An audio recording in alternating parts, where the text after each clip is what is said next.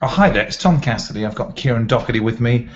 He's recently come back from an assignment where he took a bunch of photographs, a huge body of work actually, for the Oxfam's South Sudan emergency appeal. This is a great shot.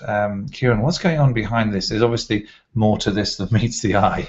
Well, absolutely. We were travelling around. This is the UN camp in Bor, where there are 4,500 sort of newer refugees living in this camp, and this young boy just stepped out from one of these shelters, and his head was bandaged, and so we just asked what happened. And in February, this is a couple of months before we were there, the Dinka tribe had surrounded the camp and basically shot at the newer tribe that are based in the camp here, and killed around 80 of them with guns and machine guns. And this young boy called Bothbeit, I think he's 10 years old, he was shot twice in the head and once in the neck, and he survived. Obviously, managed to survive, but with quite severe injuries as well. So I think he'd been running into his tent. I mean, when they were attacked, they just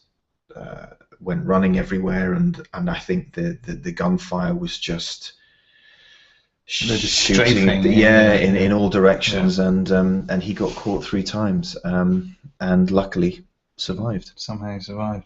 And what are you thinking about? Obviously, it's a striking image, but what's going on in your mind about particularly framing the shot in this particular way? Well, it wasn't hard.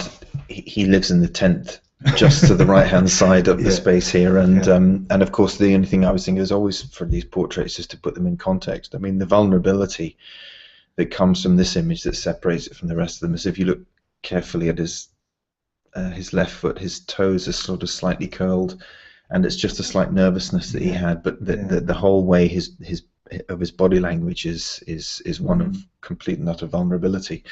And so really there was not much else for me to do other than to just frame it and take the photograph.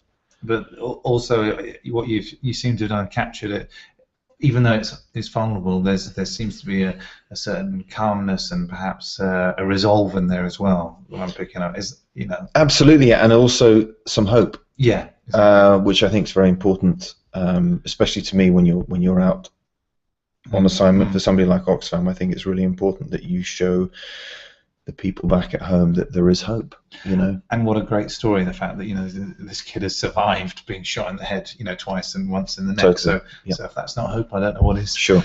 Okay, brilliant. Thanks very much, Kieran, for the story behind that image. And if people want more information about the appeal in general, obviously you can go to the Oxfam website and click on the links below.